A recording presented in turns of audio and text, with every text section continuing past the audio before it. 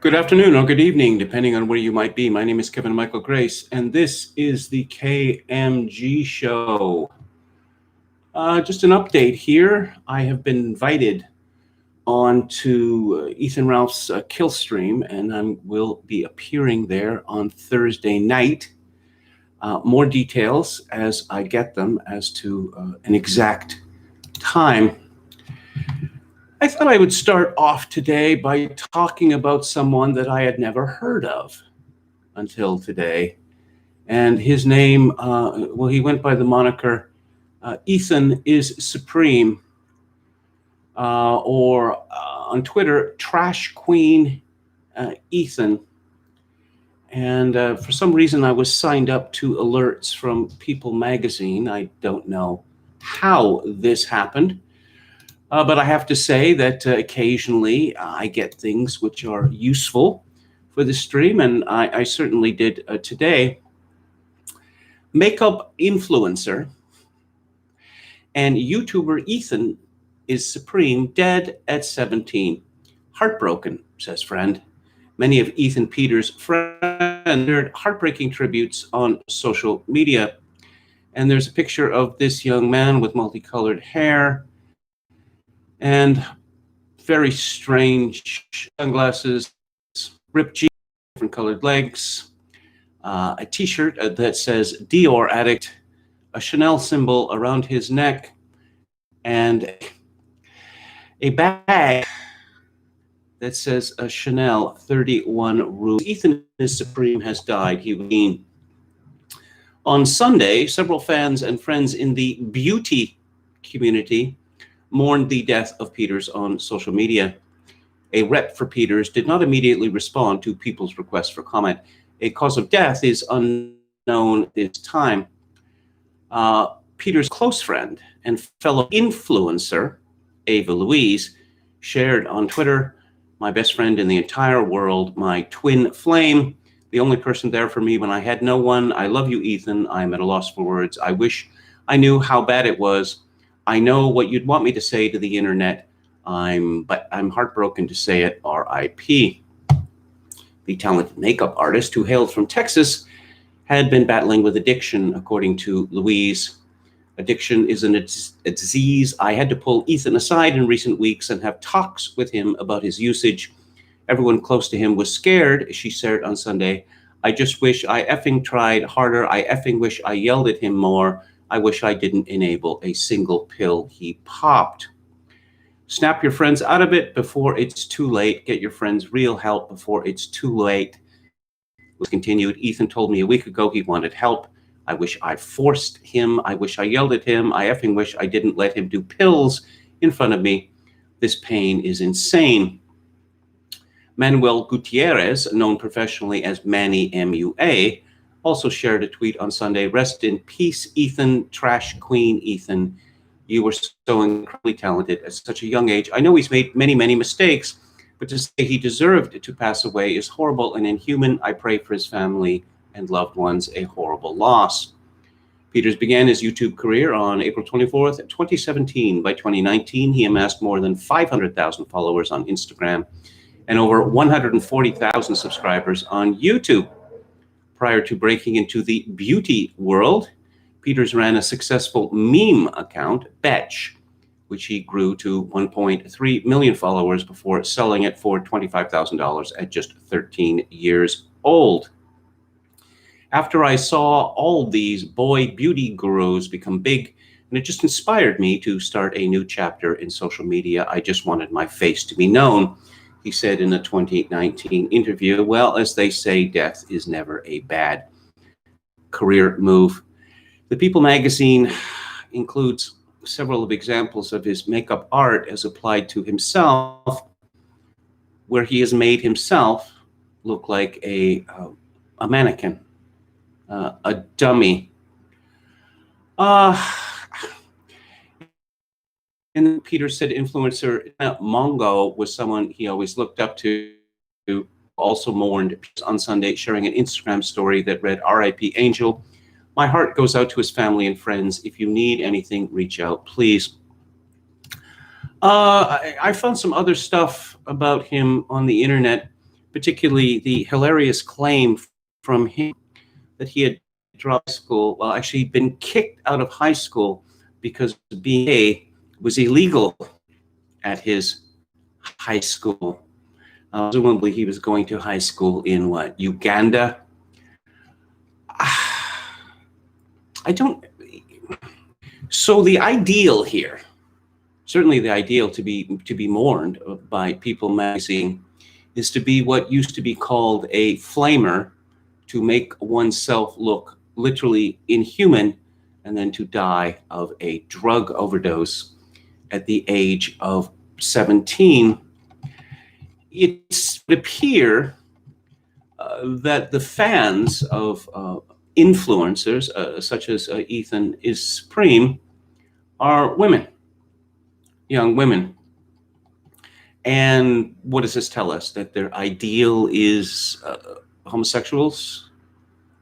Or that this gay friend has been taken to its logical extreme, where these gay friends are not really recognizable as even being male? Influencers, who are they influencing exactly? How much influence does one need to have in order to be considered an influencer?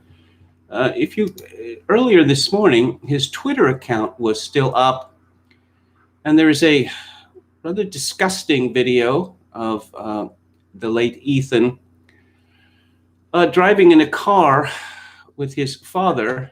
This is why you don't ask your dad to take Insta pics of you while driving. And the dad swerves the car, and Ethan spills, I don't know, some sort of drink all over himself, and he is most put out indeed.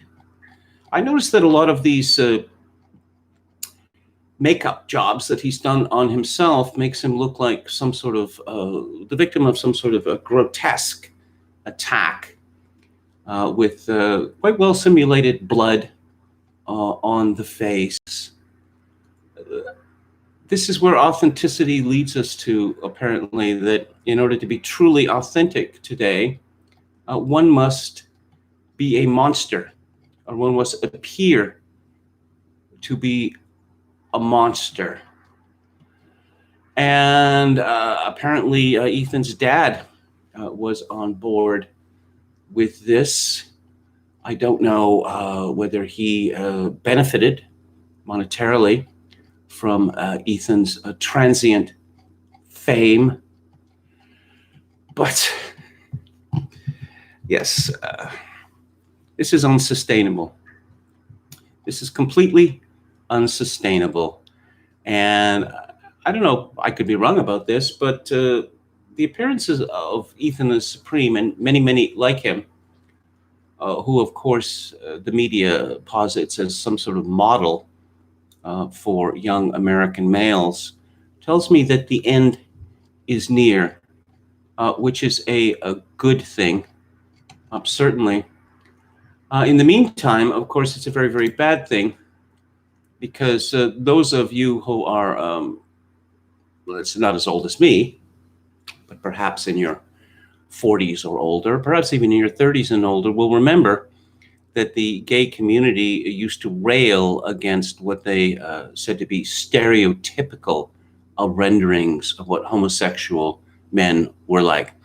That is to say, highly effeminate, swishy, etc.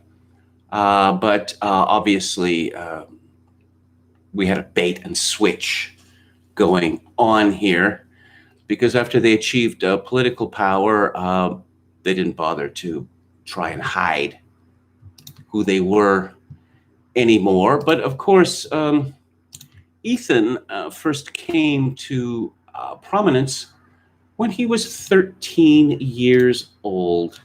13-year-old boy, pretty much presenting himself as a girl, a highly sexualized girl.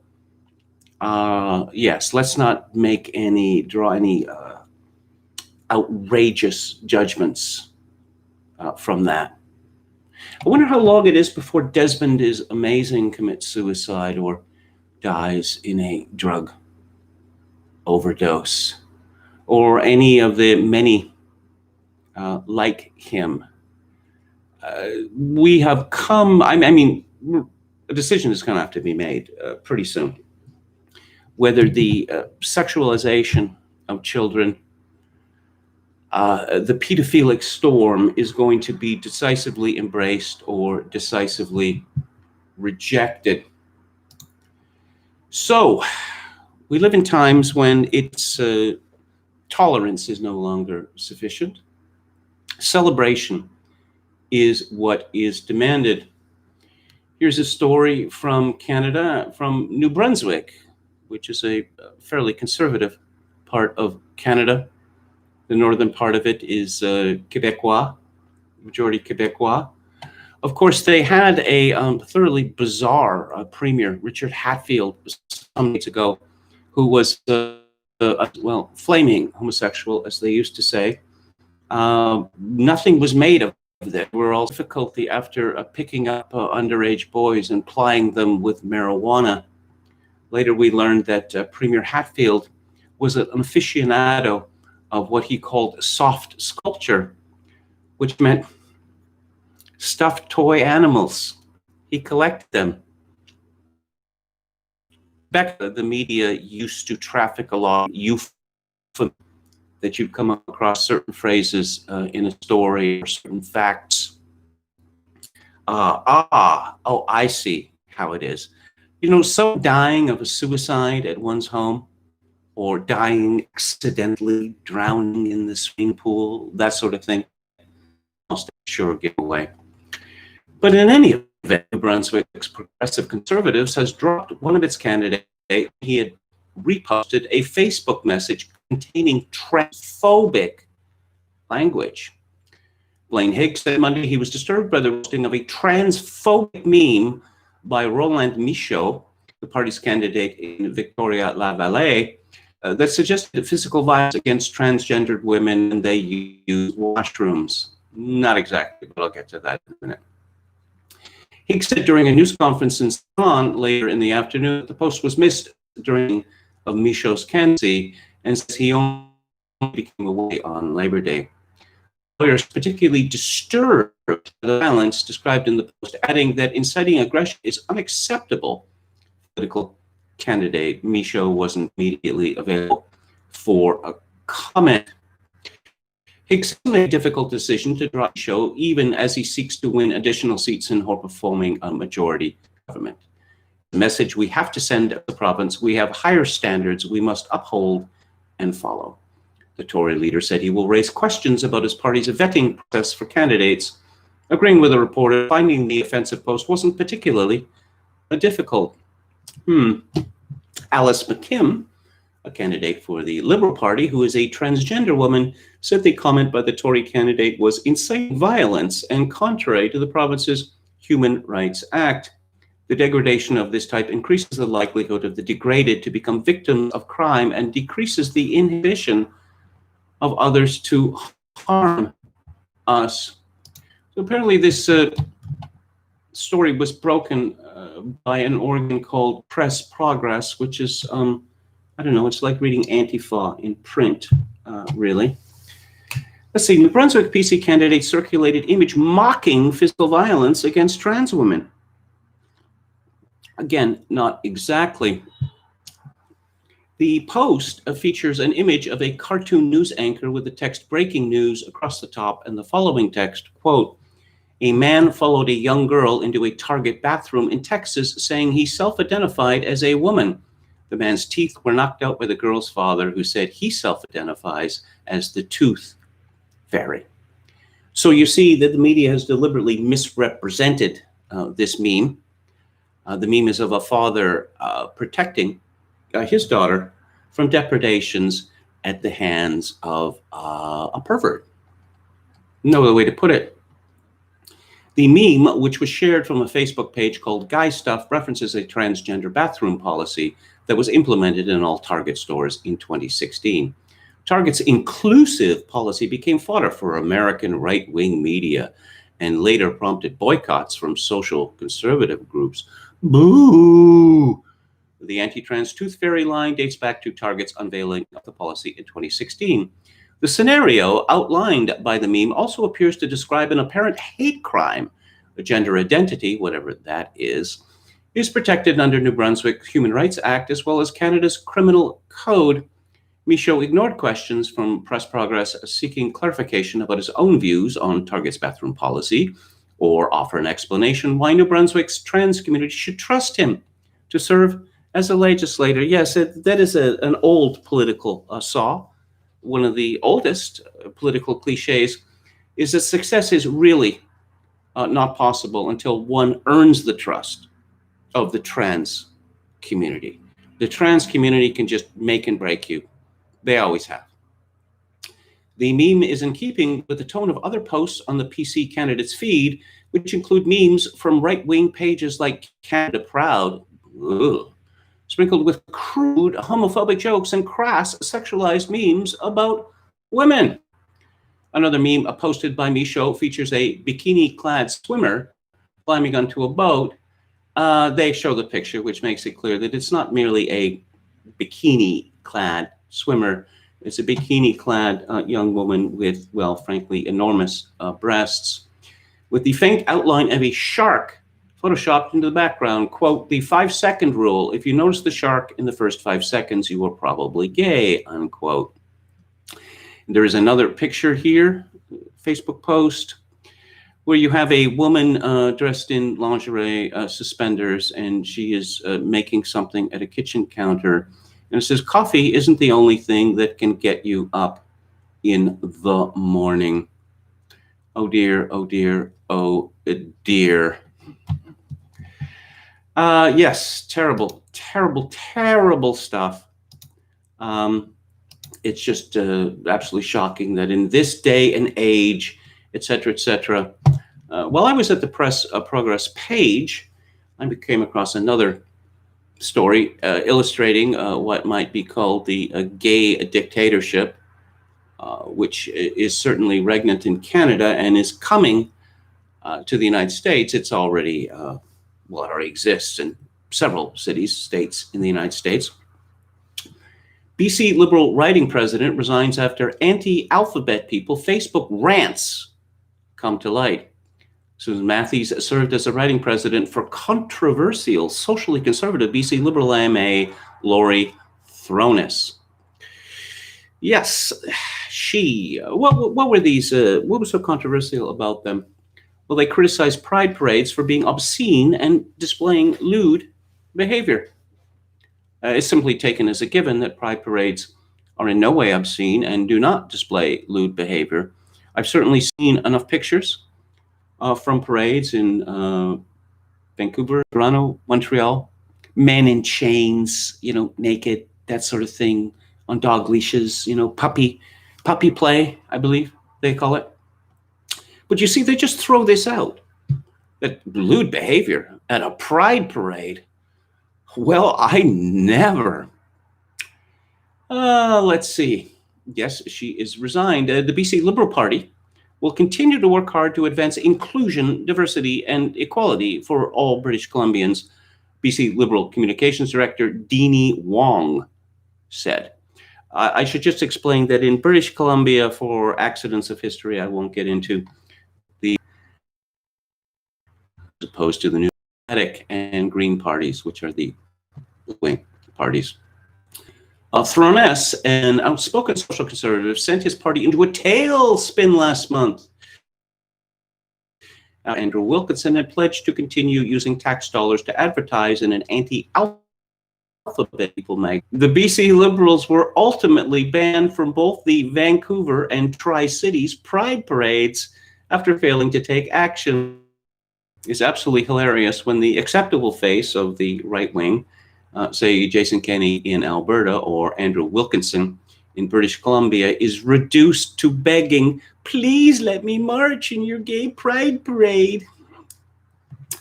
Matthews, who previously served as Thrones' campaign manager in the 2013 and 2017 provincial elections, has shown an extensive pattern of posting on anti-alphabet people themes in recent years.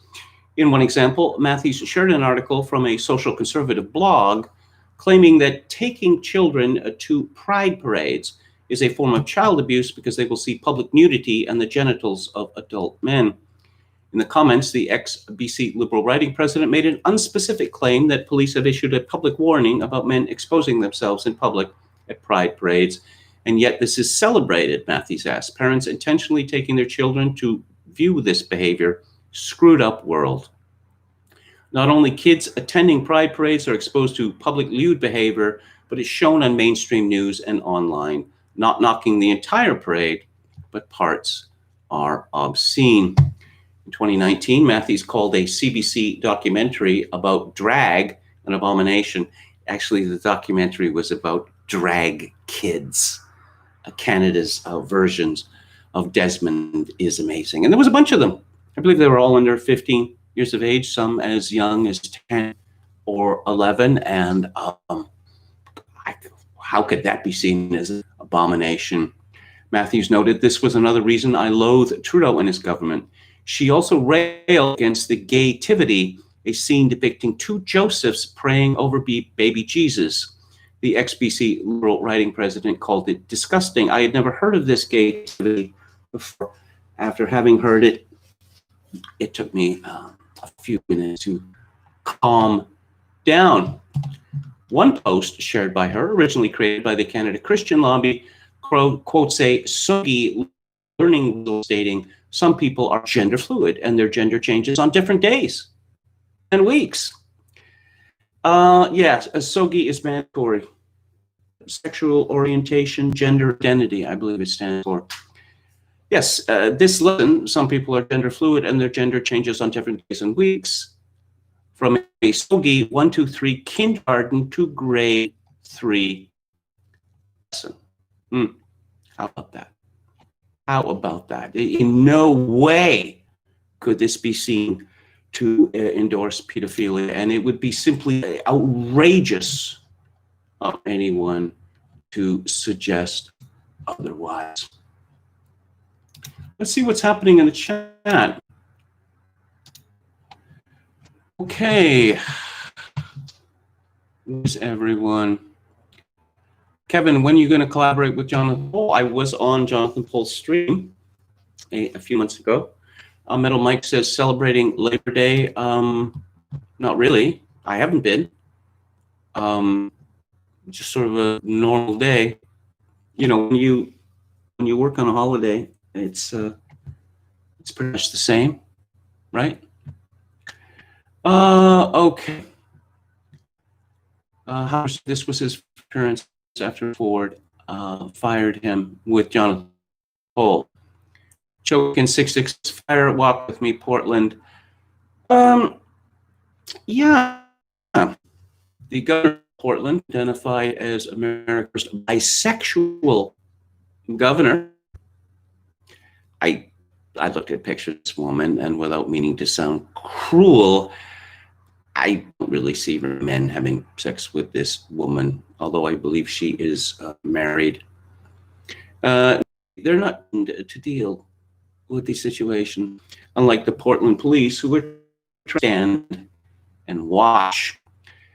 Did you see the meme of the protester, peaceful protester, who set himself on fire the other day?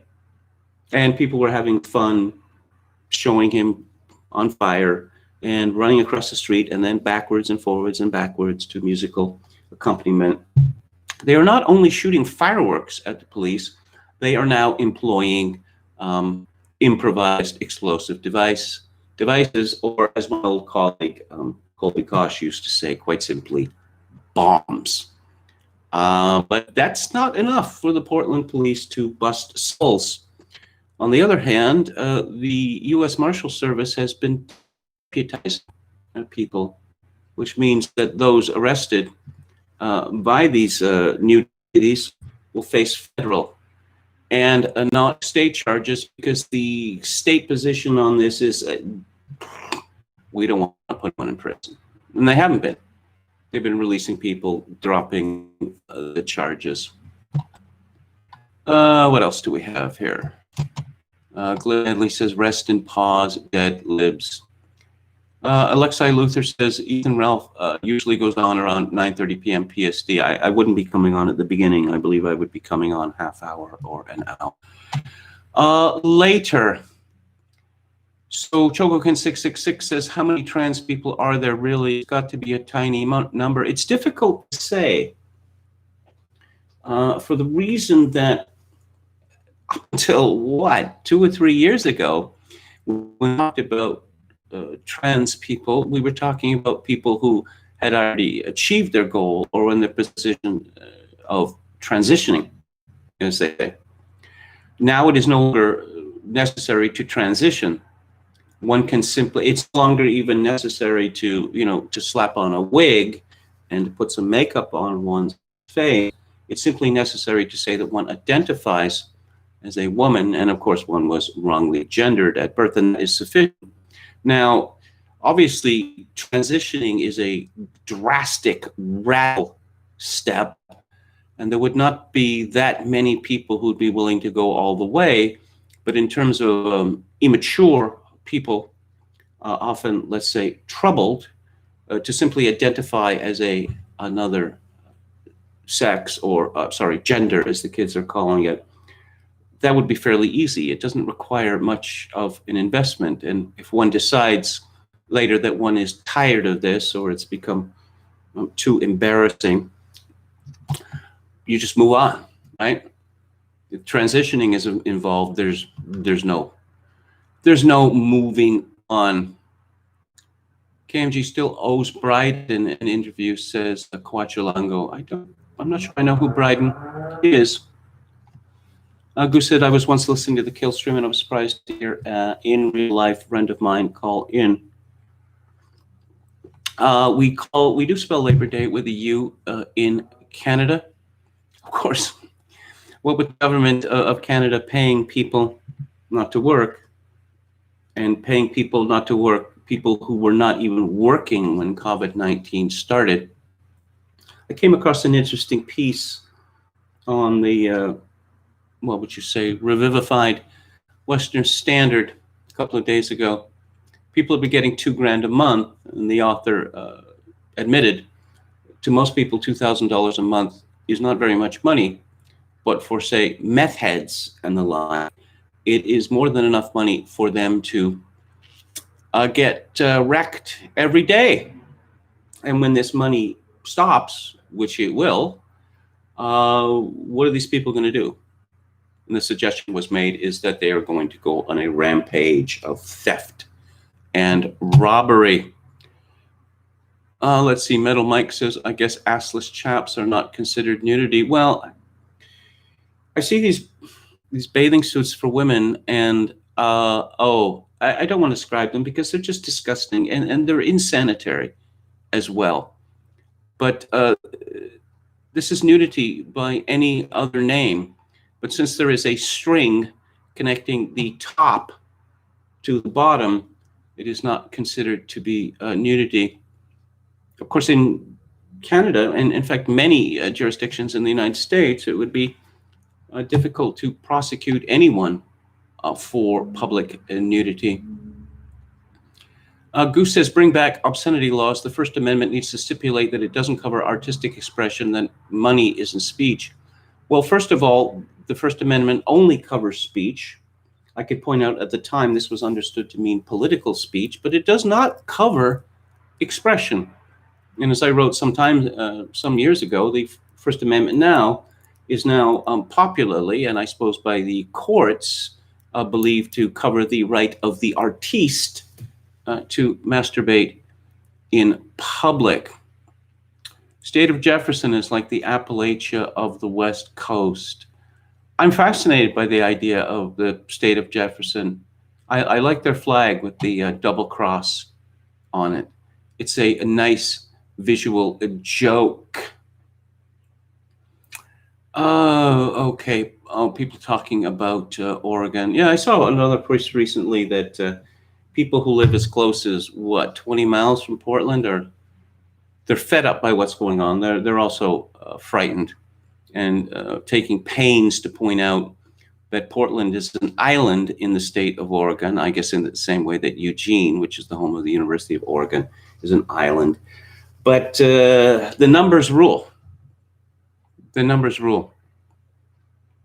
So maybe we'll see this. I hope to see it. I mean, you have Washington completely dominated by Seattle. You have Oregon completely dominated by Portland.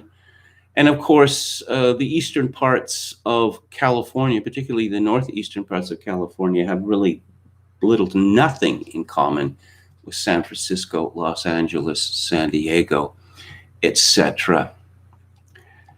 Okay, some local talk about the United States. Let's see, William Hicks. Listened to your podcast last year on the subject I was just discussing. Very informative. Have you covered costs of transitioning, psychic melts, or whatever? Yeah, I could go into that, I suppose. But again, back in the 1980s, my girlfriend had this friend, and we all worked at the University of British Columbia. And he announced that he was a man and he was going to become a woman. And my girlfriend was distraught. And I had to leave the house several times because she had these like tearful conversations with him, which lasted a long time, begging him not to do this. The funny thing about this fellow was that he's perhaps the most effeminate man that I had ever met in my life, but there was no indication that he was homosexual. And later, he announced, later on, I found that that was quite common. And it's now been defined as autogenophilia, they call it. He had all the sympathy, sympathy of most of the women, and it was mostly women at the building at the University of BC where we worked. They became rather bored with him because he just never shut up about all his procedures. And I recall becoming inured to the whole business. But one day I was passing by his section, and he happened to mention that he had an operation scheduled to remove his Adam's apple, and I nearly started retching. It was too specific. It was too small. A man willingly cutting off his wedding tackle is simply insane to me. But the Adam's apple part, it's just. And then, of course, I would, after he finished transitioning, I would see him on the street. He lived, I don't know, roughly in my neighborhood, I suppose. And of course, no one was going to confuse him with a woman, cis woman. He was quite tall. He was over 6 feet tall. He had a very large nose, broad shoulders, big chin, or whatever. And watching him, staggering in the street in his heels. Well. This became a political issue in British Columbia at the time because the government announced that it was paying the costs of this transition, as health care. Okay. Oh, Djokovic was rejected for the U.S. Open for discarding a ball. This guy's a creep, and I think he's a cheat. When the bouncing of the ball before the serve, oh, you're going to do this 10 times? You're going to do this 15 times? You're going to give the impression that you're never going to stop doing that? I don't know how the referees and the umpire let him get away with this, but this isn't the first time he has, thrown a racket or whacked a ball in his childish anger. He was very lucky in the past, and his luck ran out yesterday. And I'm glad to see that he was tossed. Again, Thursday night for the kill stream. Time, I don't know exactly yet, but I'll let you know when I find out. Let's see. Just saw some like it hot recently, says Yo Mama.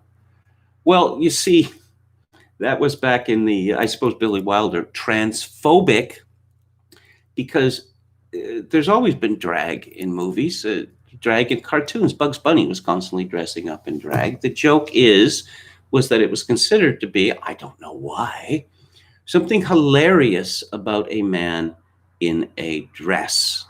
And if you have the hair thrown up and the lipstick on top of it and the heels, that was thought to make it even funnier.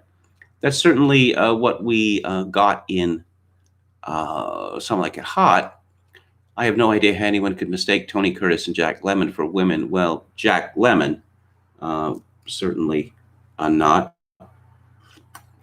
Tony Curtis was considered to be what, a pretty boy, they called him. So let's move on to the next subject, which is a double shot of James Howard Kunstler.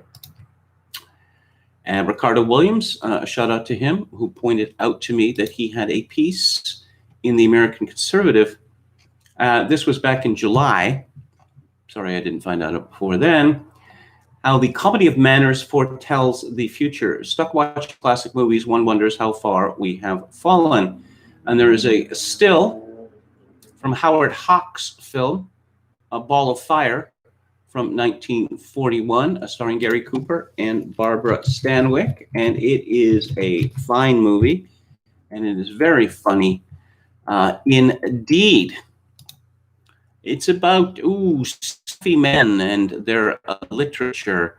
And of course, speaking of Billy Wilder, Ball of Fire was written by Billy Wilder and his then writing partner, Charles Brackett.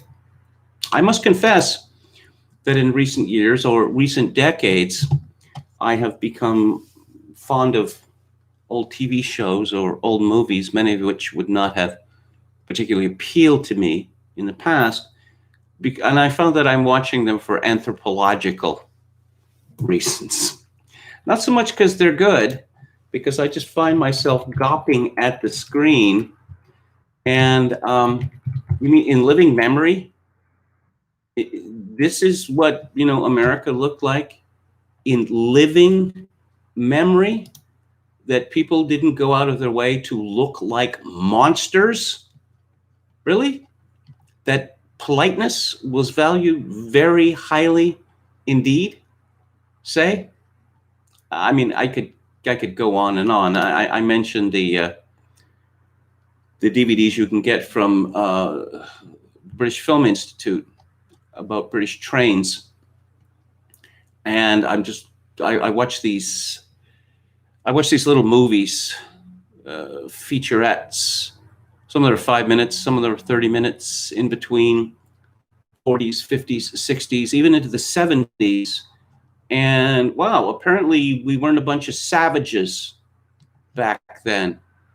And I feel this powerful nostalgia, nostalgia for a country that I never lived in, and often a time that I wasn't even alive. Kunstler writes, during the months of the COVID-19 lockdown, I passed many nights in front of the boob tube, surfing the cable news channels during the interminable commercials for Big Pharma, for this and that miracle cure and their interesting side effects, e.g. death. I found myself clicking over to the Turner Classic Movie channel, where there are no ads and some old chestnut is always roasting on the electronic hearth.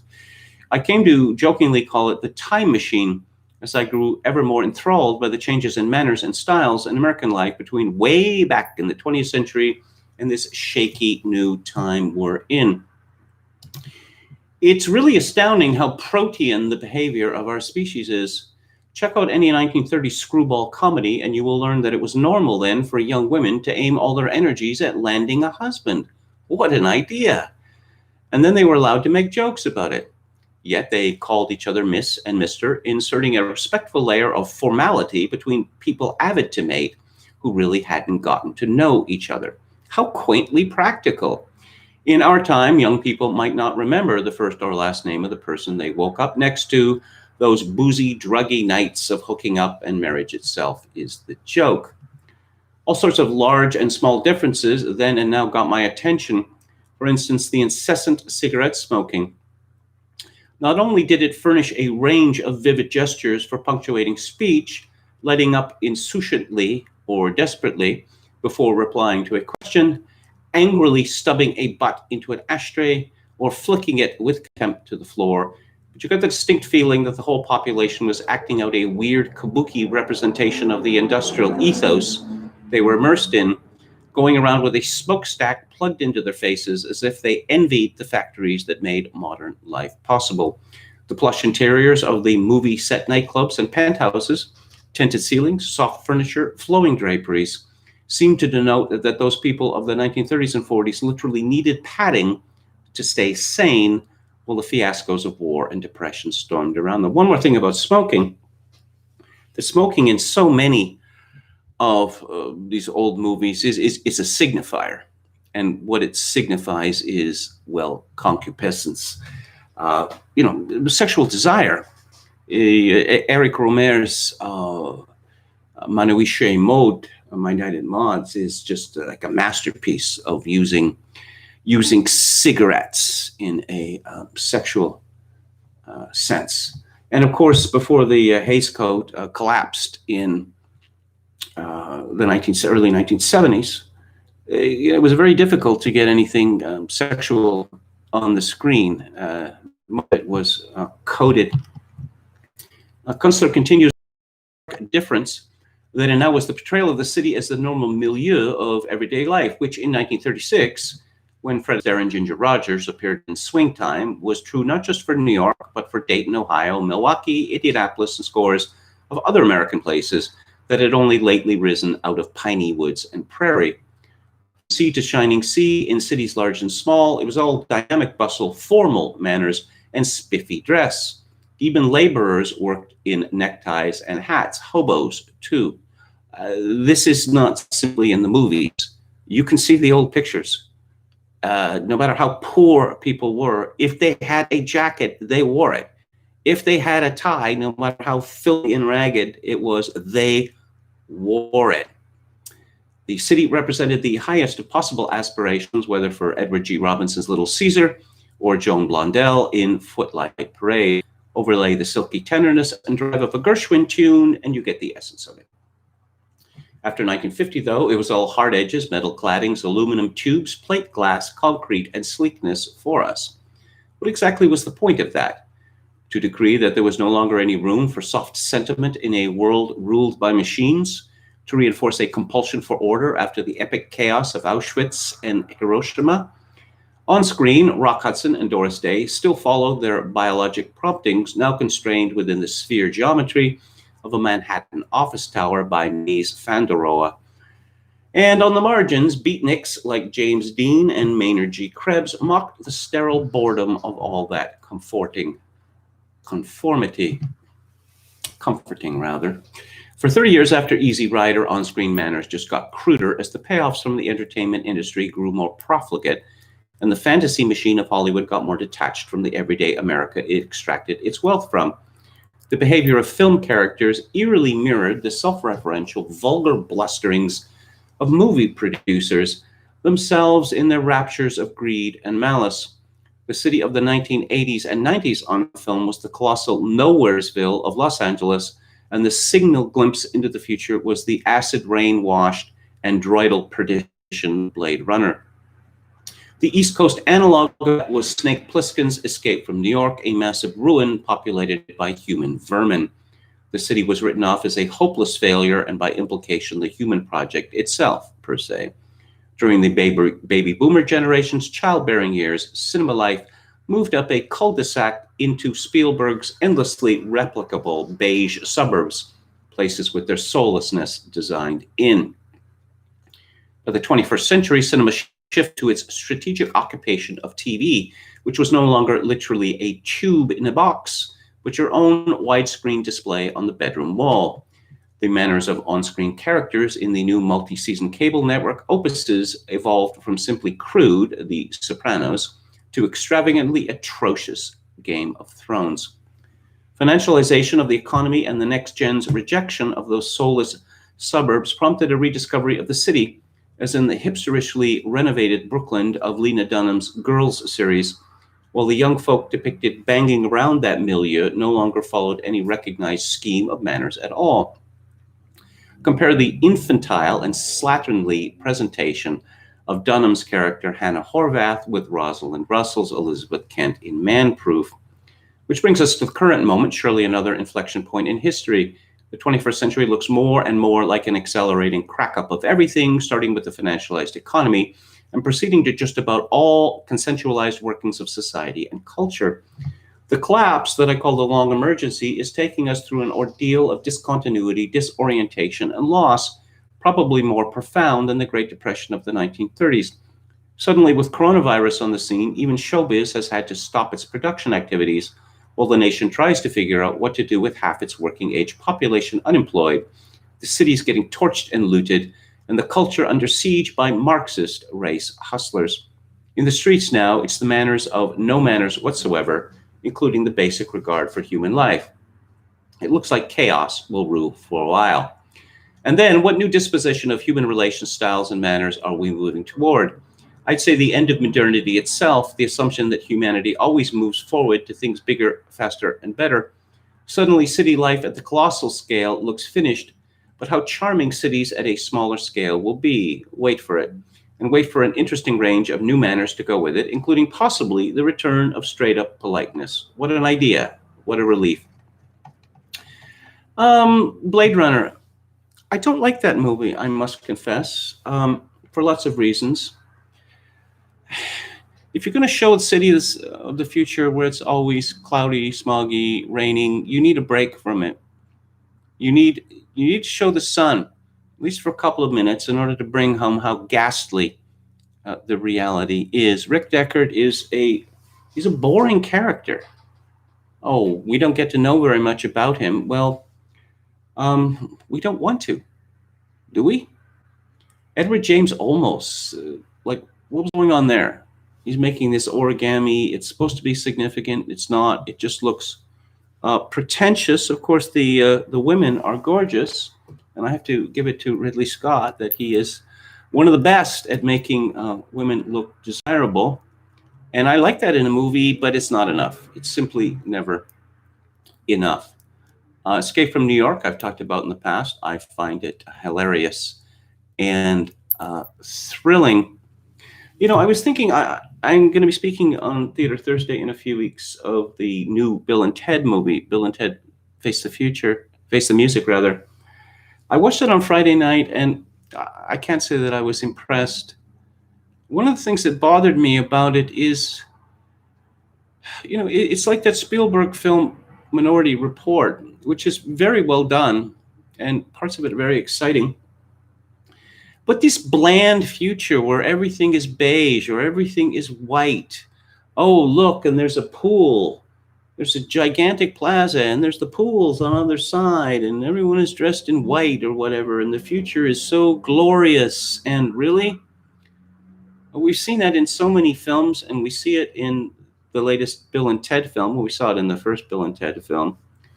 It occurred to me that if this movie, Bill and Ted Face the Music, had been made this year rather than last year, perhaps we would have got a very different approach. Because, Cloverfield, there's a movie that had a different look of the future, and I wrote at the time that the movie reminded me of Kunstler's The Long Emergency. Here's an idea. What if they tried this? What if Bill and Ted out that the future is soulless. There's rather like Huxley's Brave New World. What if it turned out that Bill and Ted decided it was their song, one that was to, unite the universe, that was responsible for the dystopian? And what if so that Bill and Ted could celebrate it in the future as the two lovable dimwits who saved about that in a few weeks. So Kunstler has a political column today, and it is called The Ghost Machine, which of course is a reference to the famous book by Arthur Koestler writing about the future. This is technology, perhaps, humanity, idea of the soul, would it in the machine? 2020 election is from the Democratic Party to win back power to nominate Miller. That's what Kim is to Joe Biden. Social distancing while the party thaw and BLM shock troops soften up voters elsewhere across the land with the vote riot. There's a recipe for political success. You have to wonder how the claque of DC deep state players behind this fiasco could come up with a game plan so stupidly inept, but there it is. Apparently, they're laying further now to bum rush old Joe into the White House by main force with a color revolution that is an orchestrated fake popular revolt, as in the Ukraine Maidan race change operation of 2014. I'll have more to say about that when I talk about Michael Anton. I'll skip a few paragraphs. Will result in Biden actually gliding into the Oval Office? No, it will bring on a years-long quasi-war, sure to finish off the institutions of a federal republic and also whatever remains of the U.S. economy. Is that what y'all really want? Nancy Pelosi, Hillary and Bill Clinton, Obama, Adam Schiff, Bill Kristol, David Frum, Dean Baquet, and 500 other seditious political degenerates out there? A centerpiece of the operation is the planned 50-day protest beginning mid-month in Lafayette Square across the way from the White House. The ragtag mob and their Democratic Party allies have been trying to gosh darn for half a year to produce a crop of Kent State-style martyrs, but so far, no luck. Instead, they have to settle for a succession of thugs on drugs, resisting arrest violently and getting themselves shot or killed in the process. The latest ringer, one Daniel Prude of Rochester, New York, is actually a catch-up case from last March, sort of a bench player for the resistance, put into the game to counter the bad publicity from the September 3rd murder in Portland of Aaron Danielson by 100% Antifa, or his own words, Michael Forrest Reinl, who we find out was a child molester, little boy, starting at age 9. Yeah, how do you like your Antifa heroes now? In the Rochester case, the police were initially contacted by the victim's brother after Prude, quote, acted erratically, unquote, including diving down a flight of stairs head first. After an evaluation in a Rochester hospital, Prude came home freaked out again and took off his clothing in the street. Police returned to the scene. During his arrest, Prude raved, "Give me that gun," and spat at the officers. Since the COVID-19 outbreak had started weeks earlier, the cops put a hood on Prude to avoid his projected body fluids and physically subdued him. In the process, he went unconscious and 8 days later was pronounced dead. Of course, his death was declared a homicide with excited delirium and acute intoxication by phencyclidine, or PCP, aka angel dust, listed as a contributing factor. Now, months later, BLM and Antifa forces are mobilized and proceed to riot, trashing another Democratic Party-governed city. Quite a clever election strategy to wreak as much destruction as possible in cities they control, so that voters naturally will blame it on the other party led by its candidate, the wicked President Trump. Is it possible that plan is not working, that voters are perhaps drawing different conclusions, that maybe they're getting wise to the seditious hustle being run on them and maybe a little sick and tired of it? The upcoming Lafayette Square protest will be interesting. The U.S. government transferred management of Washington, D.C. to a chartered city council and mayor with the District of Columbia Home Rule Act of 1973. The U.S. retained certain prerogatives for safeguarding federal buildings, monuments, and other installations. D.C. Mayor Muriel Bowser demonstrated a lack of initiative for controlling mob violence during the June riots. Well, she let it happen again during the election season. Yeah. So the mayor of Washington, D.C. is called Muriel Bowser. The mayor of San Francisco, who's been in the news because she participated in some sort of demonstration with a group of drag queens who call themselves sacrilegiously the Sisters of Perpetual Indulgence. They have been around, since the 60s? London Breed. Let's see, The mayor of Atlanta is called Keisha Lance Bottoms. And the mayor of Rochester is called Lovely Ann Warren. Yeah, that's right. It's not a nickname. Her two given names are Lovely and then Ann. As they say, I am not making this up. You may have heard that in Rochester, the BLM types, Antifa, their allies, overwhelmingly white, even though Rochester is a heavily black city. They went on a rampage in a restaurant patio. 1,000 of them, ordering everyone out, overturning the tables, tossing the chairs into the street, etc., and screaming about destruction, that everything must be destroyed.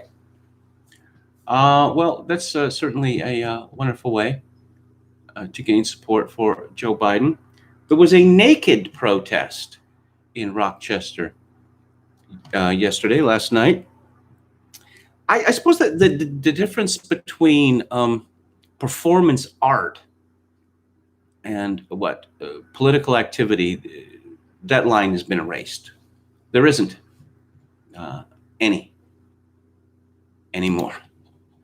Let's have a look at the chat here. Okay. 74 greatest year for music too, perhaps. The top 30, top 40 was absolutely dire in 1974. There was a lot of music from 1974 I liked, but it wasn't very popular, I'm afraid. But of course, back in 1974, and this sounds crazy, but major record labels would sign acts and put out records by them, even though they didn't have an expectation that they would shift millions of units. I know, it sounds crazy. They were actually, what they called prestige acts. Yeah. I'd say that in terms of pop music goes, 1967 would be best. 1968, by 1968, things had started to get really, really dark. And, drugs taking over. I mean, Elvis Presley was singing about, the horrors of life in the ghetto, or maybe that was 1969. But anyway, 1968 really started to turn. The optimism of the early 60s was fast fading. If you're interested, I wrote a long essay on this subject in the American Conservative a few years ago, tied up with the re-release by Criterion by a number of movies by the same production team, Easy Rider being the most famous of them. Chogokin 666, every protest I had ever attended had always a contingent of hideous to topless lesbians. Protests that had nothing to do with feminism or everything. Do I like Nectar? I do. They're not one of my favorite European bands or German bands. That would be Can and Kraftwerk and Neu, spelled with an exclamation point. Let's see. Was waiting for Gordon Levitt to appear. Finally realized cosmetic changes were made. The police chief of London.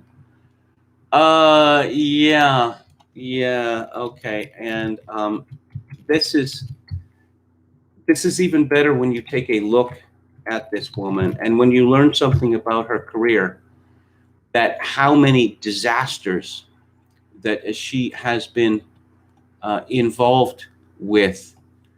Oh dear, what is her name? It's slipping by me. No, I'm looking up, sorry, City of Police, London Police. I should be looking up Metropolitan Police. Yeah, it's affirmative action. I mean, it is really, really aggressive in the institutions, British institutions. I don't know, perhaps even more aggressive than the United States. Cressida Dick. And to get a look at this woman with all this fruit salad on her chest, like, what is that for? And all this braiding. Yeah. Okay. Some more. Serve outdoors. Now you a guard destroying the outside diners. Yeah, there was a joke in the Battalion. Gavin Newsom declares that California will stay locked down and is cured for death. Perhaps not all that far from the truth. Biden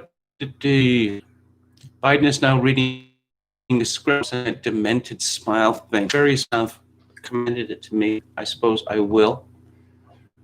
KMG may down the video quality or turn on camera altogether for his kill stream appearance. Thank you for that.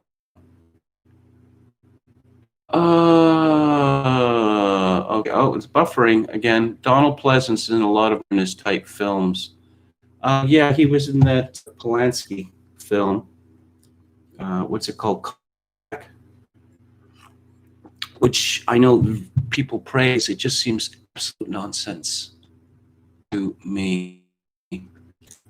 And I like Polanski's films.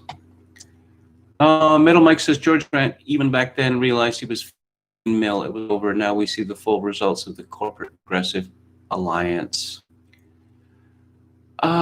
He said in the late 1960s, the corporate power and the left both pursued the disintegration of the state. Well, yes, the Liberals were once identified as the party in Canada that did not want is to be swallowed up by the United States, but under Chrétien Paul Martin, they decided that that was fine. Canada produces very little anymore. It's really shocking. As I've mentioned before, Canadians like to carry on about beer, how much they love beer. You have to go down to number 17 or 18 of the most popular beers in Canada before you find the one which is actually owned by Canadians. The NHL, of course, is a good company. Tim Hortons is owned by Resigns. There we go. No, I'm not the unsolicited audio advice. No, thank you for that. Seriously. Okay. So moving on. Oh yes, the new protest in Rochester. Except for spit hoods, in reference to the killing of Daniel Prude. Several protesters sat outside Rochester Police Headquarters Monday morning to push for police accountability. Some of them had Black Lives Matter written on their backs. Yes, Prude, a 41-year-old man, died. Police found him naked on the street March 23rd. So it was in the month of March that he died. And this gets trotted out, what, a week ago? Kind of sounds like it was planned, or they just have Daniel Prude. Really? That's his name? Okay. We'll go with him. I found an interesting article on Sputnik News that the notion that U.S. debt can ever be paid back is ridiculous for the first time as the country continues to grapple with the economic fallout from the novel coronavirus. No, it's grapple with the economic fallout caused by the blind panic with which our leaders reacted to a virus. Yeah, I'm glad to see that this notion that I've been pushing for quite a few, that no, they're not paying back the debt. But it's not possible. It simply wouldn't be possible. What are they going to do? Stop spending money?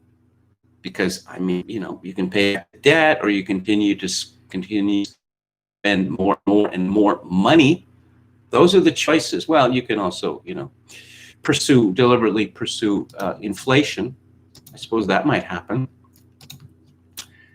Jezebel. Remember Jezebel? I didn't even know that Jezebel actually still existed. It was memorably mocked on 30 Rock as Joan of Snark, in a particularly funny episode. But Esther Wang has a piece called All the Rachel Dolezals. Rachel Dolezal, of course, being a white woman who pretended to be black a few years ago. And now we have the case of Jessica Krug, or Jess La Bombalera, as she calls herself. And I saw a video of her attempting to speak as a New Yorkican or whatever they call themselves, in New York, and it was not very convincing. So this article names a bunch of people, a bunch of LARPers, Afro-Cuban writer Germán Carrillo, fake. And who else do we have here? Margaret Seltzer, Andrew Smith. These lied about being Indians. Oh, Jamaica Highwater, another fake. But what does this tell us? Well, it tells me, as I said last week, strong horse, weak horse, that blacks and other minorities are seen as the strong horse, and whites are seen as the weak horse, despite our supposed white supremacy. But you have to be able to massage this story so that it fits the narrative. And so, go Coda. Underlying many, though not all, of these strange tales is a betrayal of imagination, that one cannot be a white person who cares about the lives of non-white people, that for your moral or even literary concerns to have merit, your experiences have to have the stamp of authenticity too. There's a suggestion here, the planted axiom, which Esther Wang doesn't seem to have noticed, that white people are not authentic. To go back to Krug, she didn't have to be a black person or Puerto Rican or from the hood to be a person who is deeply interested in questions of colonialism, to be someone who cares about gentrification, the politics of race. The fact that she thought she did is maybe the whitest thing about her. Esther Wang clearly knows who the strong horse and the weak horse is today. Coup porn. That's what Byron York called it in, what was it, National Review or some other place some weeks ago. Michael Anton has written an essay, The American Mind, which has occasioned much comment, called The Coming Coup. Democrats are laying the groundwork for revolution right in front of our eyes. As if 2020 were not insane enough already, we now have Democrats and the ruling class masters talking openly about staging a coup. You might have missed it. What with the riots, lockdowns, and other daily mayhem, we're forced to endure in this, the most wretched year of my lifetime. But it's happening. It started with the military brass quietly indicating that the troops should not follow a presidential order. They were bolstered by many former generals, including President Trump's own first Secretary of Defense, who stated openly what the brass would only hint at. Then, as nationwide riots really got rolling in early June, the sitting Secretary of Defense himself all but publicly told the president not to invoke the Insurrection Act. His implicit message was, Mr. President, don't tell us to do that because we won't, and you know what happens after that.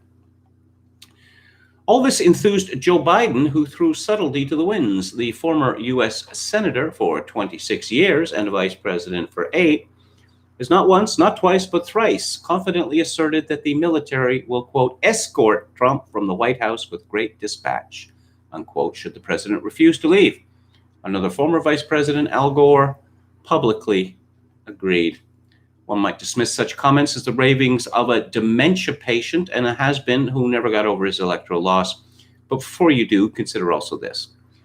Over the summer, a story was deliberately leaked to the press of a meeting at which 100 Democratic grandees, anti-Trump former Republicans, and other chicks got together on George Soros's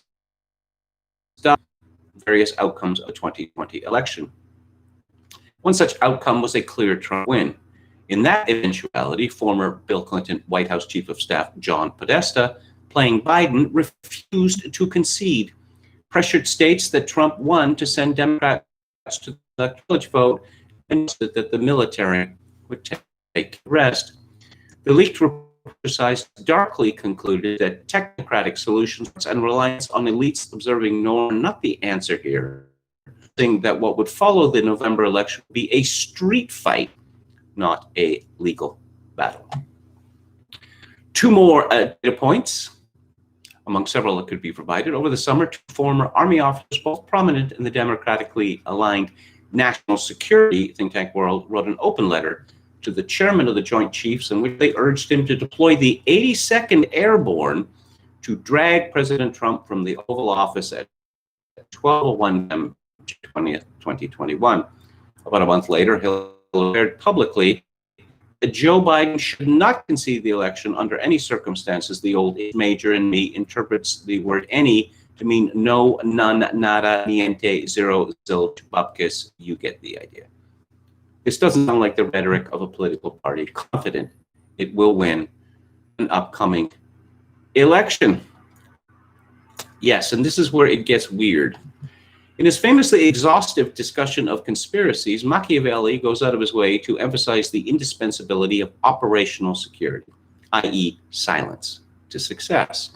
The first rule of conspiracy is you do not talk about the conspiracy. The second rule of conspiracy is you do not talk about the conspiracy. Why are the Democrats publicly talking about the conspiracy? Because they know that for it to succeed, it must not look like a conspiracy. They need to plant the idea in the public mind now that their unlawful and illegitimate removal of Trump from office will somehow be his fault. Never mind the pesky detail that the president would refuse to leave only if he were convinced he legitimately won. Remember, Biden should not concede under any circumstance. The second part of the plan is either to produce enough harvested ballots, lawfully or not, to tip closed states, or else dispute the results in closed states and insist, no matter what the tally says, that Biden won them. The worst case scenario for the country, but not for the ruling class, would be results in a handful of states that are so ambiguous and hotly disputed that no one can rightly say who won. Of course, that will not stop the Democrats from insisting that they won. Yeah. Can the Dems rely on the Secret Service to drag Trump out? I have my doubts on this one. I've seen the service up close. It really is, or strongly appears to be, apolitical. Barring all that, what's left? Remember that phrase from the Dem war game? Street fight. In other words, we're repeated this summer, only much, much bigger. Crank propaganda to eardrum shattering decibels and fill the streets of a major city with protest. Shut down the country and allow only one message to be heard: Trump, what must go? i.e., what's come to be known as a color revolution. The exact same playbook the American deep state runs in other countries whose leadership they don't like and is currently running in Belarus. Oust a leader, even elect one, through agitation and call it democracy. The events of the last few months may be interpreted as an attempted color revolution that failed to gain enough steam, or as a trial run for the fall. Is the Trump administration prepared? Here's one thing that they could do: play their own war game scenario as to game out possibilities and minimize surprises. They should also be talking to people inside and outside of government whom they absolutely trust to get a clearer sense of who on the inside won't go along with a coup and who might. They also need to set up or shore up communication channels that don't rely on the media or big tech. Once the ruling class gives word that the narrative is Trump lost, all the president's social media accounts will be suspended. The TV channels, with the likely exception of Fox News, will refuse to cover anything he says. Count on it. He's going to need a way to talk to the American people, and he has to find the means now. For the rest of us, the most important thing we can do is raise awareness. If there is a conspiracy to remove Trump from office, even if he wins, they're telling you precisely to get you ready for it. So that when it happens, you won't think it was a conspiracy. You'll blame the president. So don't be fooled. Now, J5 Killer, a.k.a. Cinco Jotas, who I interviewed several years ago on my old podcast, and he is back on Twitter, and you should catch him while you still can at JAY 5 FIVEK, the letter K. He has a lengthy response to the coup porn. Count me among the coup skeptics. I'm not saying that the deep state and the shitlib extended universe wouldn't like to deep six His Excellency Dr. President Trump, only that I can't see any possible way for them to do that. I'll just break in here to mention something that just occurred to me. If the Democrats are going to try to pull off a coup, it will have to work. Because if it does not work, the deep state is in very, very serious trouble. And I don't mean simply that they will be, arrested and charged with sedition, treason, whatever. But that it will be impossible for the deep state, its media allies, or just the media, and all of the rest of them, to pretend that they are something that they are not, to pretend that they are, to pretend that they are other than vicious criminals. So it's, if you come at the king, you better not fail. Number two, if I were to put this in the traditional underpants gnome format: 1, stir up some shit in the press and in the streets. 2, 3, Trump in chains. Honestly, how do they propose to pull this coup off? On November 4th, when their attempt to steal the election through postal hijinks and ballot stuffing fails because Trump and Barr have a plan to counter them, how are they going to run their coup? I know Michael Anton has a theory about how they'll proceed. I just don't buy that it has a chance of success. I like Michael Anton, but he's wrong. I don't buy Anton's theory because, first, I recognize that our enemies are monumental fuck-ups. These wily e-coyote dumbasses have had 4 years to prepare for 2020, and the best they could come up with was Joe Biden, Kamala Harris, and the flu. Using Biden as the front man for their plot tells me they don't really control all that much, probably because they're not that good at what they do. If you're banking on the competence of our elites to bring victory, you're dumber than they are. And second, this plan relies on Trump being passive. And when has that ever happened? They're going to throw the nation into chaos and expect Trump to wait for things to unfold. Chaos is his ecosystem, and you're telling me they're going to do the Humpty Hump in Trump land? GTFO. Third, like most things our shitty elites do, this scheme relies on words, and more words.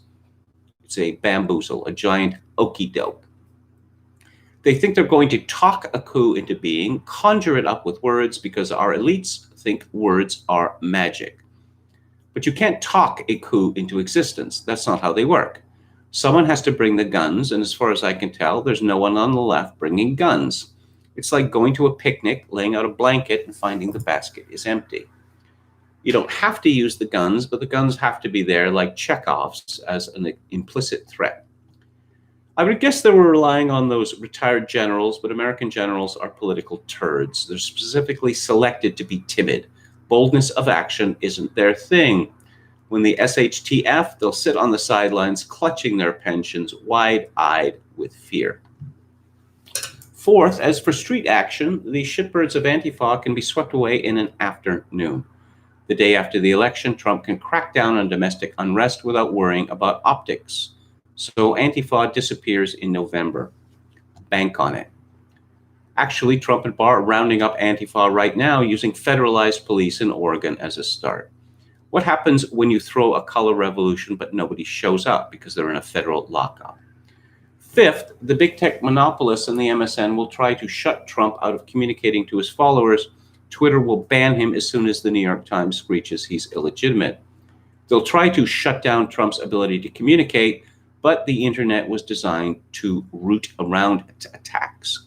And every pickup truck in America has an AM radio, and Rush Limbaugh is on 3 hours a day. They can't shut Trump up. 6, unlike the left, Trump has real muscle behind his words. 40% of the population, the best 40%, stands ready to answer his call. Trump could have an unofficial militia 10 million strong in the streets in an hour. Trump's picnic basket is loaded. 7th, ultimately, Trump is going to beat the elites for the simple reason he beat them last time. They're pampered midwits who've never had a serious opponent. Our shitty elites have never had the shit hit the fan in any substantive way. All the violence they've orchestrated has been at arm's length with other people's lives, which describes Anton's coup theory to a T. Our elites talk and ordinary Americans suffer. They think they can do it that way again, but the answer is the stakes are too high for arm's length to work. And if we know anything about our elites, it's that they're not willing to stake their own lives to win. I'm betting that Trump and the people around him are. The left has explicitly raised the stakes for Trump and his family by promising to prosecute him and his family as soon as he's left office. But for whatever reason, they can't see that. In doing so, they've also raised the stakes for themselves. I want to reiterate, our elites are so besotted with their ability to manipulate words that they've forgotten that blood beats words every time. Because they've forgotten their third.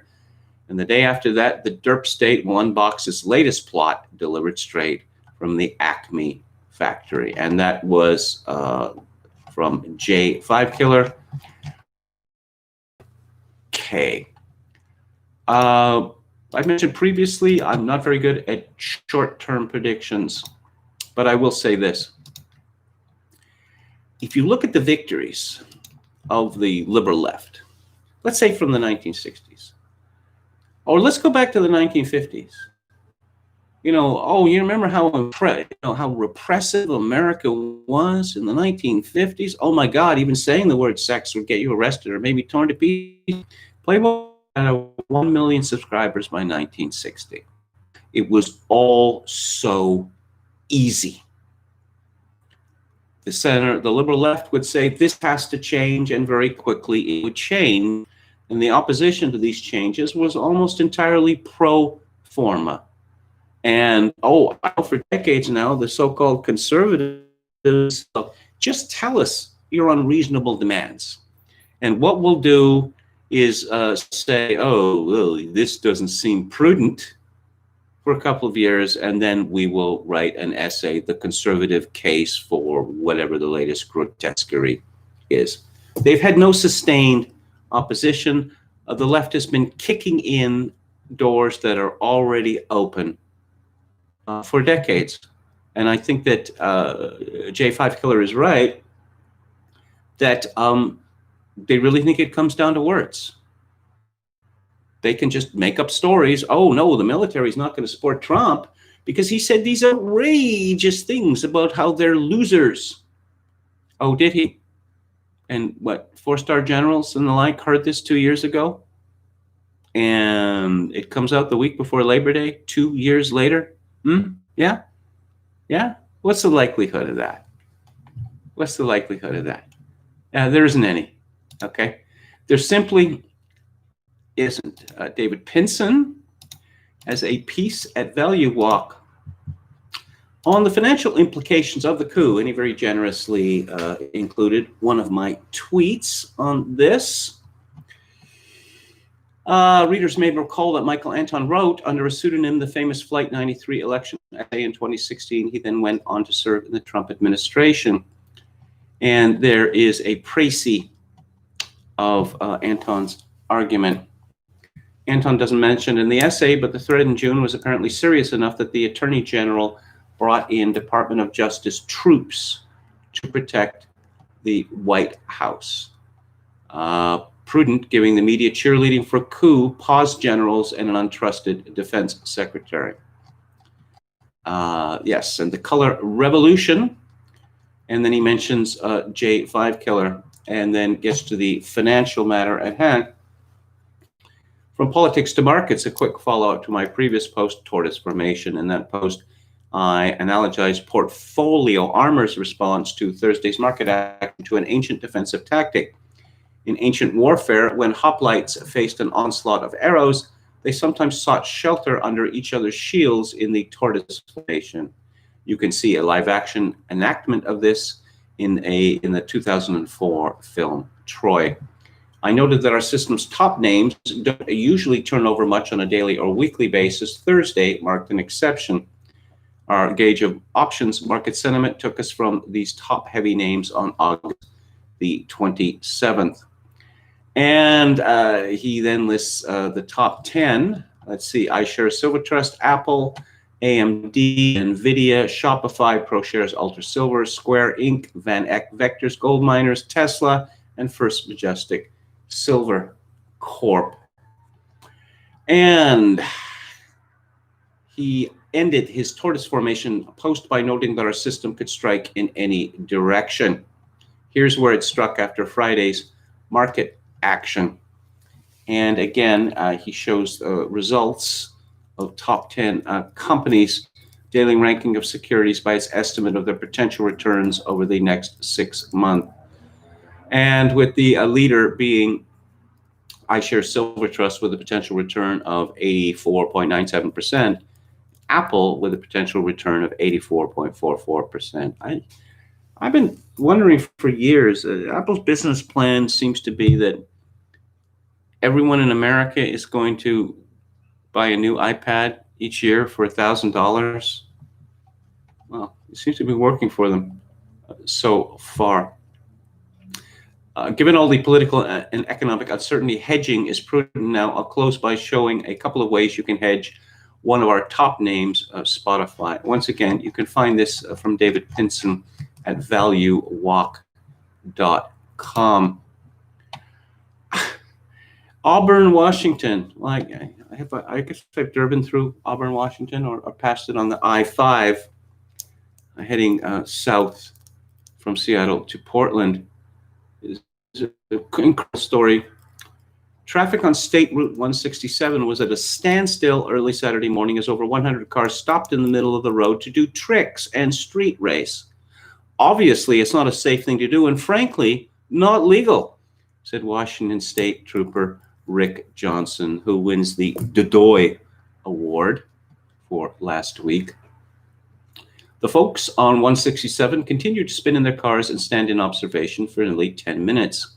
When a trooper showed up to break up the gathering, many within the group ran over to surround the car. It's a concerning situation when you have one trooper and you kind of, are surrounding the trooper, Johnson said. The trooper then left, and then many officers came back to break up this group so the freeway could reopen, which took about 6 minutes. There doesn't seem to be anyone detained, so I don't know that it's possible to draw any conclusions about the people who were involved in this. J5 Killer was talking about Antifa last week. I believe I mentioned this, that he said that they were the type of people that used to be called shitbirds, which is perhaps a term that he will bring back. But apparently, it seems that in Manhattan, they have a better class of shitbird. This is a story from the New York Post. One of the Black Lives Matter protesters facing felony rioting and misdemeanor graffiti charges after a window-smashing free-for-all in Manhattan is a wealthy Upper East Sider whose mother is an architect and whose father is a child psychiatrist. Clara Crabber, 20, is one of 8 people arrested Friday night after a roiling 3-hour rampage that police say caused at least $100,000 in damages from Foley Square up to 24th Street. Every city, every town, burn the precinct to the ground, the group chanted as it moved up Lafayette Street while busting the plate glass facades of banks, Starbucks, and Duane Reade's. The protest was organized by groups calling themselves the New African, with a K, Black Panther Party, and the Revolutionary Abolitionist Movement. Given her privileged upbringing, Crabber might seem an unlikely alleged revolutionary in those ranks. Her mother, Virginia Kindred, runs Kindred Archworks, a Manhattan architect firm that designs spaces, or buildings, one might say, for Columbia University and New York University, and worked on numerous school and business spaces. There's that word again. Throughout the city. And there's a picture of her. She has very, very red hair, and she's holding a goat, a baby goat with horns. So maybe it's a sweet picture, or maybe it's, signifies something else. Her father, Marcus Crabber, is an Upper East Side, a child and adolescent psychiatrist who teaches at the Columbia University Department of Psychiatry. And as someone pointed out to me on Twitter, his daughter's behavior is not a very good advertisement for his child psychiatry practice. She is facing a maximum of 4 years in prison on her top charge of first-degree riot. We don't have much political power right now, being youths, But this is something we can do, she told the New York Times in 2014, explaining why she joined a Manhattan rally on behalf of Ferguson, Missouri police shooting casualty Michael Brown. That's one way to describe Michael Brown, I suppose. She was a 14-year-old student at the elite Hunter College High School at the time. She worked on Beto O'Rourke's campaign. Let's see. Her mother did not want to talk about it. Yeah, that's what she said. I'm not surprised. I'm really not surprised. Ted Cruz, I think, had something to say about this, which was really quite amusing.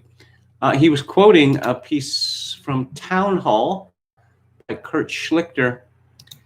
And the feds should focus on the LARPing middle-class SJWs and the dedicated Marxist cadre and use RICO, conspiracy, and other federal charges to take them out and lock them up. When little Ashley from the suburbs realizes that she's looking at 5 years in federal prison instead of heading back to Evergreen State to finish her Bolivian 13th century trance dance degree, the lawyer daddy buys her will get her to sing like a canary about her commie pals. Well, one can only hope. There was a very interesting story at the American Partisan, which seems to have been subject to DDoS attacks, called Antifa Reality Check that appeared 2 days ago, which I highly recommend. And it's about two men who went to Portland, and I guess they got more than they bargained for. Very basic background. My friend is a prior service, 1st LAR. That is to say, that is the 1st Light Armored Reconnaissance Battalion. It's a fast and mobilized terrestrial reconnaissance battalion of the United States Marine Corps. This is considered to be elite troops. Multiple tours of duty, early to late 2000s, then DOE, and was through selection and went to work for a colonel as a team member. Since leaving, he has been doing contract work.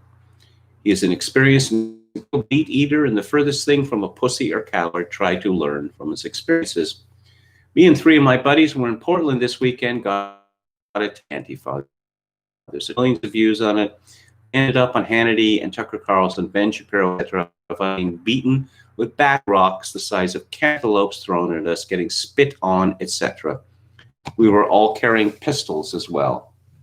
Opportunity, ability, jeopardy. We were in a deadly force situation when we could easily articulate the use of deadly force, but they had pepper sprayed us.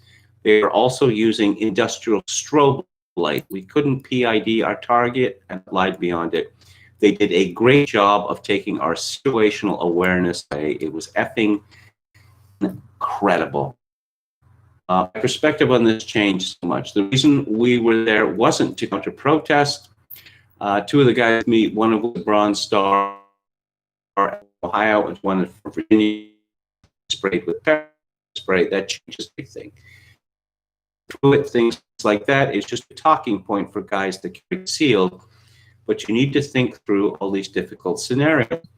It got way worse after the video ended. They checked us for 11 city blocks. They had a convoy of about 25 vehicles that cut us off to the next intersection. They had scouts on the corner with radios.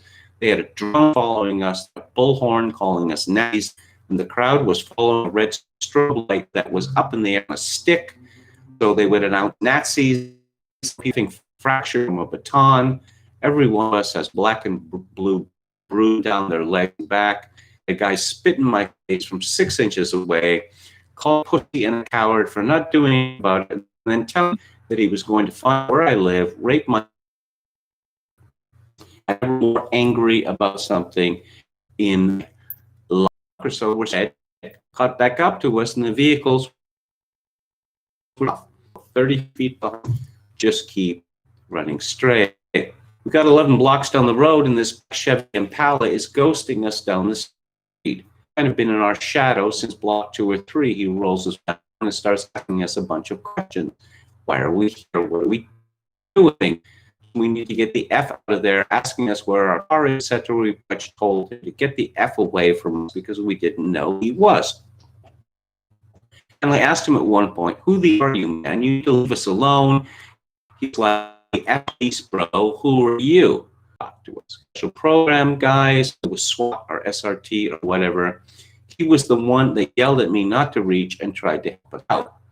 He said he knew that we've been sprayed and we're having trouble seeing. I kind of snapped at him like, MFer car would be on fire right now and I'd be running next to you. Bottom line, don't go to an Antifa protest. Put you in that situation. If you find yourself in that situation, expect them to employ tactics that take away your situational awareness, the use of force continuum. This is a criminal conspiracy that we are talking about. Now, Ted Wheeler has kind of become a hard ass on this whole situation. He's calling for the National Guard, I suppose, because he run out of his condo. But the governor of Oregon, Kate Brown, America's first bisexual governor, no. We don't want that. We have a criminal conspiracy, dominating the streets of Portland. Dennis Dale pointed out that the action near the federal courthouse pretty much done, and the surrounding area is controlled by gangs of 14-year-olds. They have the 14-year-old black gang and the 14-year-old Hispanic gang. That is the way we live now, at least in Portland, Oregon. But again, this is not sustainable. And if Trump wins the election, the hammer's going to drop on these people. And I sincerely hope, not just around, but on the people who are funding them, directing them in any way. It would be nice to see these people in Rochester terrorizing people trying to enjoy their dinner, or this spawn of a rich kid in Manhattan get exemplary sentences. Because, yeah, let's make some martyrs. Masks. You look out the window here. Big picture windows here. So I get a view of the street and parking lot for the mall. And I just keep all of these people wearing masks outdoors. Whenever I'm on the balcony, I just have to restrain myself from yelling out, "Why are you wearing a mask outdoors?" Take a look up. Look to your right. Look to your left. Look behind you. Do you see how much air is there? Yesterday. Was it yesterday? Yes, it was yesterday. The general manager of the Washington Nationals baseball team was evicted from the game because he wasn't wearing a mask. Yeah, okay. From the Washington Examiner, Spence, a Major League Baseball general manager, was thrown out of the game on Sunday for not wearing a mask and yelling at officials standing in an empty box suite. Washington Nationals general manager Mike Rizzo could be seen not wearing a mask throughout the game as he sat in a private suite overlooking the diamond. During the seventh inning, umpire Hunter Wendenstedt was heard yelling, "You're out," as he pointed to Rizzo above the field. Lead umpire Joe West, who later said that Rizzo had been shouting at the crew throughout the game, called security to eject Rizzo from the suite. And we can see a picture of the first umpire going up to talk to a pitcher on the mound. Neither of them are wearing masks. It was initially reported that Rizzo was thrown out for not wearing a mask, but officials pointed to his arguing with umpires. I say they've changed their story. West himself has been outspoken about his lack of concern for catching the highly contagious virus. During a post-game interview, Nationals manager Davey Martinez said that he was confused about why Rizzo had been ejected. Somebody screamed. Honestly, I didn't even hear it. They stopped the game. Joe West came over. I know MLB is going to take a look at what happened. I don't know the details of anything. Of course, Trump, was it today? He was yelling at a reporter, "Take the mask off," because I can't hear you. "How many feet are you away?" Suggesting that the man was, to use a word which came up earlier, a pussy. Wouldn't it be great if there was actually a pushback? I mean, it's not yet, in Britain and in Australia, they've been arresting people for suggesting protests against lockdowns and masks. Yeah, they've been arresting people. Oh, in death porn, story from CNBC, key coronavirus forecast predicts over 410,000 total U.S. deaths by January 1st. The worst is yet to come. This is by Will Fire of CNBC. Doesn't he mean the best is yet to come? Look, there's no question about it. They are cheering on the virus. COVID-19 has killed at least 186,800 people in the U.S. Yes, sure it has. According to data compiled by Johns Hopkins University, the model by IHME, whose models have been previously cited by the White House and state officials, forecast that the death toll will double by January 1st. And how is that going to happen? Exactly. Because the number of people in hospital has just collapsed. And the number of people dying has just collapsed, even though it is the policy in the United States that anyone who dies with COVID is said to have died of COVID, regardless of whether they're in a car accident, they have a heart attack, or whatever the actual means of their death. And collateral damage, a growing number of Catholic schools are shutting down forever. This is from the curiously named website DNYUZ. In more than 4 decades of coaching girls basketball at Lebanon Catholic High School in southeastern Pennsylvania, Patty Hauer had led the team to 3 state championships, 20 district titles. This year, with 4 starting players returning, there were high hopes again. But then the Roman Catholic Diocese of Harrisburg announced that the school was permanently closing, citing insurmountable financial stress exacerbated by the coronavirus pandemic. About 150 Catholic schools have closed, said Kathy Mears, director of the National Catholic Educational Association. Yeah. Is this planned? Is this what was desired? Because the Catholic Church from the very beginning, we're going to close down. And we're going to stay closed down. We wouldn't want to,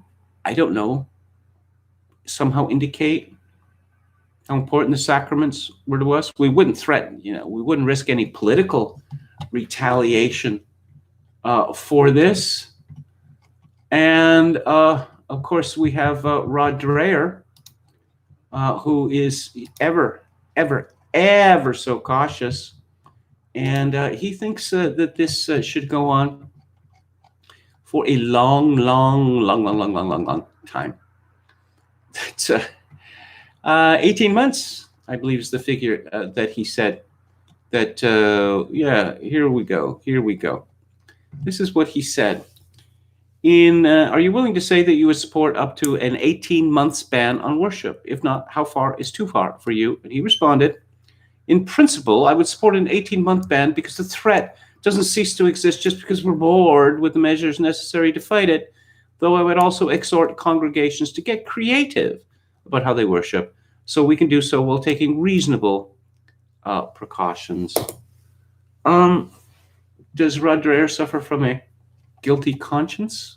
A fellow who calls himself the White Cockade, or Cavalier 1642, regularly updates me on Rod Dreher, and he found this. I've mentioned before how angry I got at a Christian therapist to whom my wife had sent me in the summer of 2002. Is that really the sort of thing that one wants to confess to the public? Of course, Dreher is always confessing deeply embarrassing things. To deal with anger issues she had seen in me since 9/11. At the end of that first session, the therapist said that I would come to terms with the fact that under the right circumstances, I could have been Mohammed Atta, piloting one of those planes in the World Trade Center. I was furious at the guy for such an insulting line. We stopped therapy early for an unrelated reason. Oh, do tell. But years later, I came to see that that therapist was correct.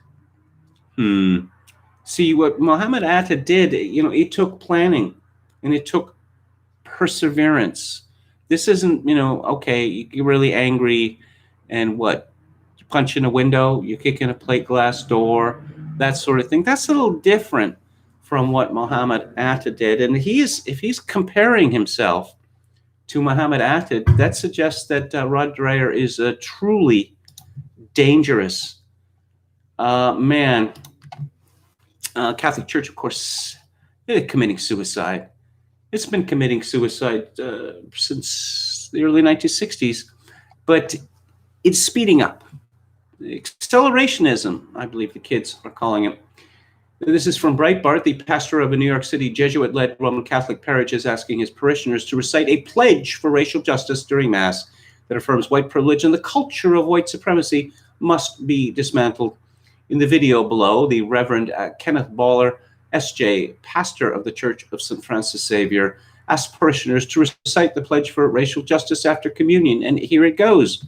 A call and response. Affirm, support, and you call out, yes, do you support justice, equity, and compassion in human relations? Do you affirm that white privilege is unfair and harmful to those who have it and to those who do not? How is it? White privilege is bad for us? What? Why does it exist then? If it's bad for us and bad for everyone else. Do you have that white privilege and the culture of white supremacy must be dismantled wherever it is present?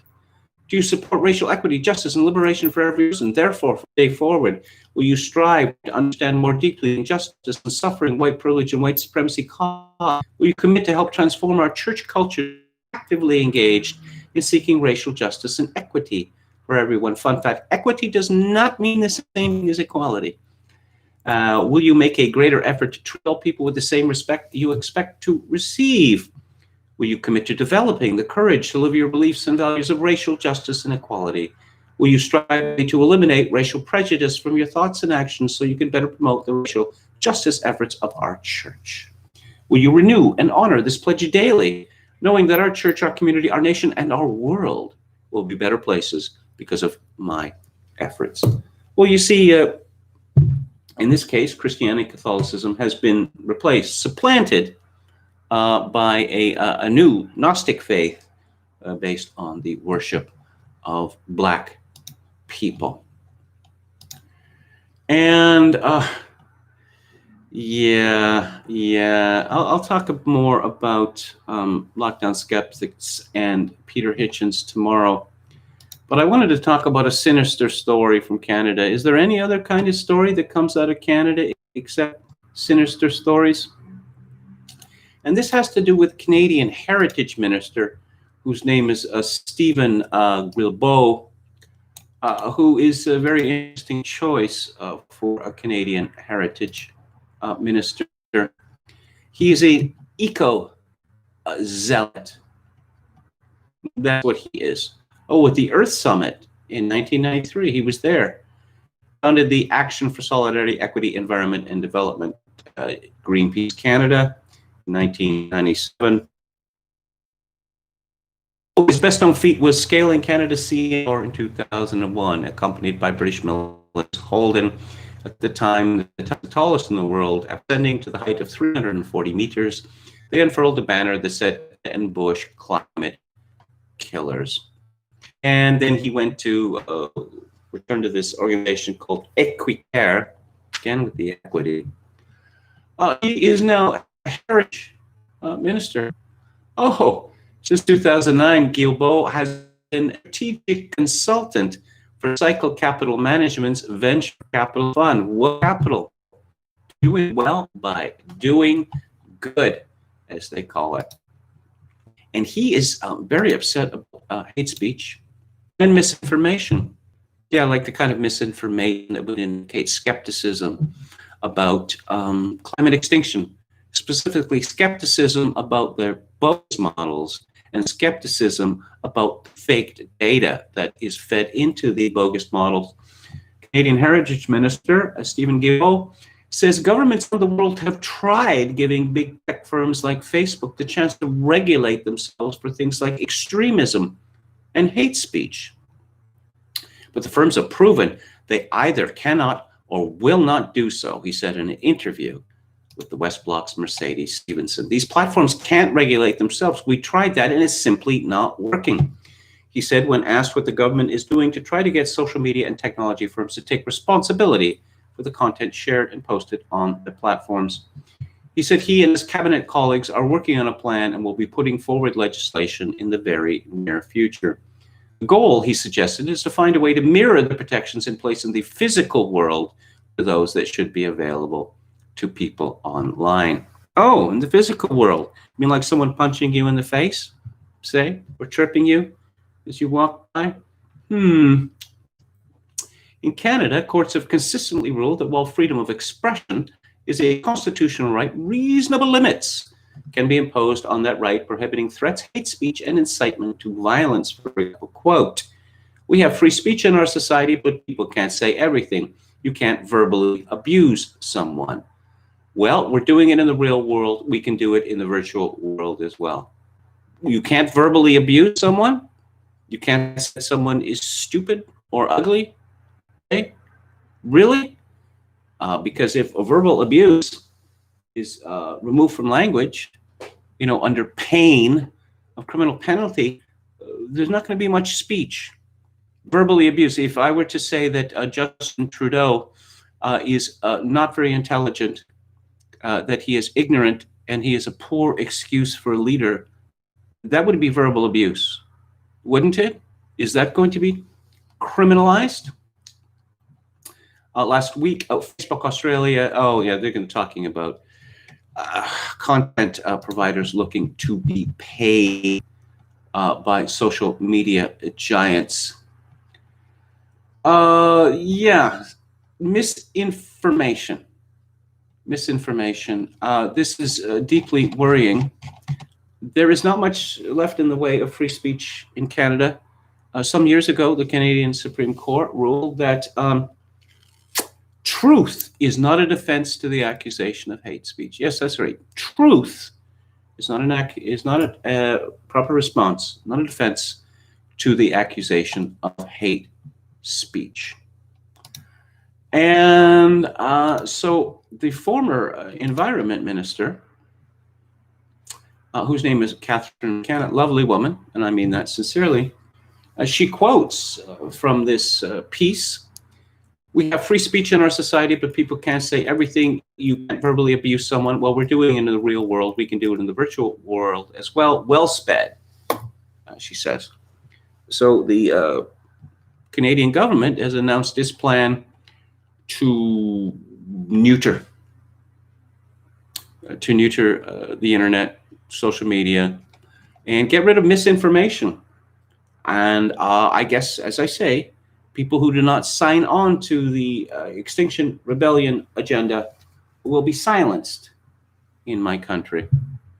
If people are fined and they refuse to pay the fine, are they going to start imprisoning people?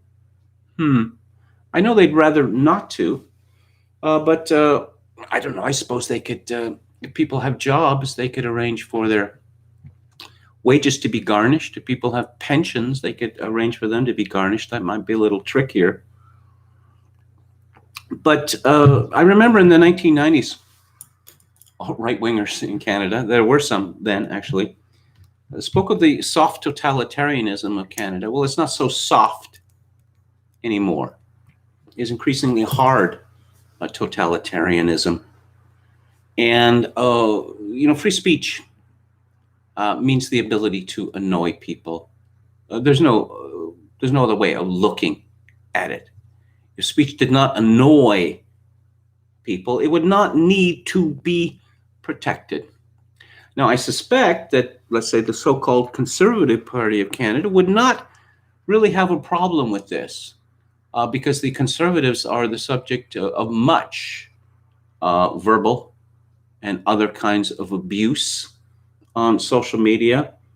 And politicians do not like being criticized. And one would think that they would understand that it goes with the territory, but increasingly, particularly the women like Catherine McKenna, get very weepy on this subject. Well, as a woman, well, you think that politicians were never insulted before women got involved? Do you think politicians didn't face threats, didn't face death threats? No, they did on a regular basis. Oh, they weren't mocked for their looks?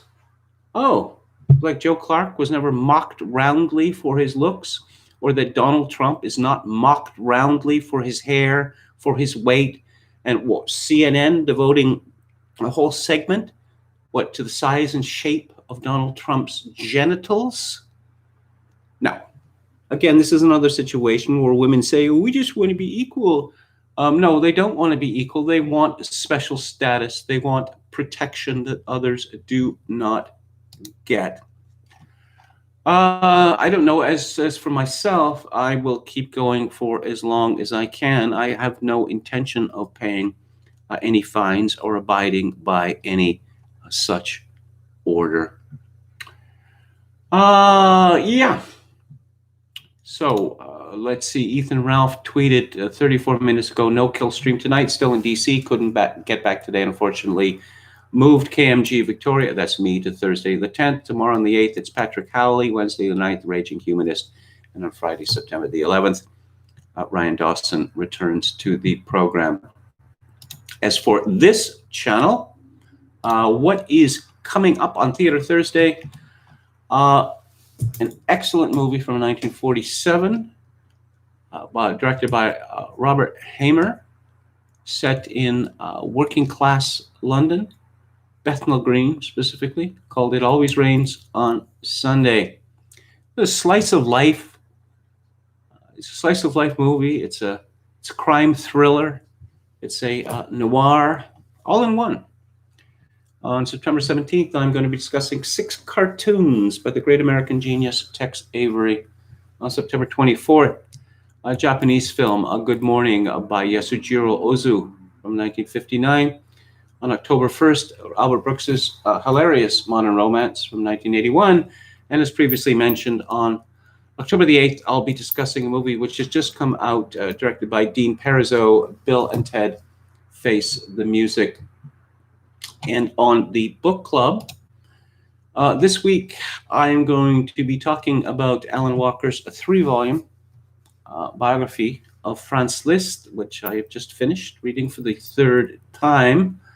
Obviously, the book of several thousand pages. I'm not going to be able to go into too much detail. I guess I'll be highlighting some of the themes of Liszt's life, specifically the prophecy made by his father when his father was dying, that women would be a curse to France, who was at the time. And this prophecy turned out to be on September the 18th, one of the great Americans, Willa Cather, her novel Death Comes for the Archbishop.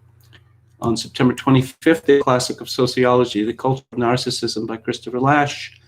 On October 2nd, a classic of autobiography, Up from Slavery by Booker T. Washington. And on October 9th, an American comic genius, Don Marks. Yes, that's how it's pronounced. Unhittable.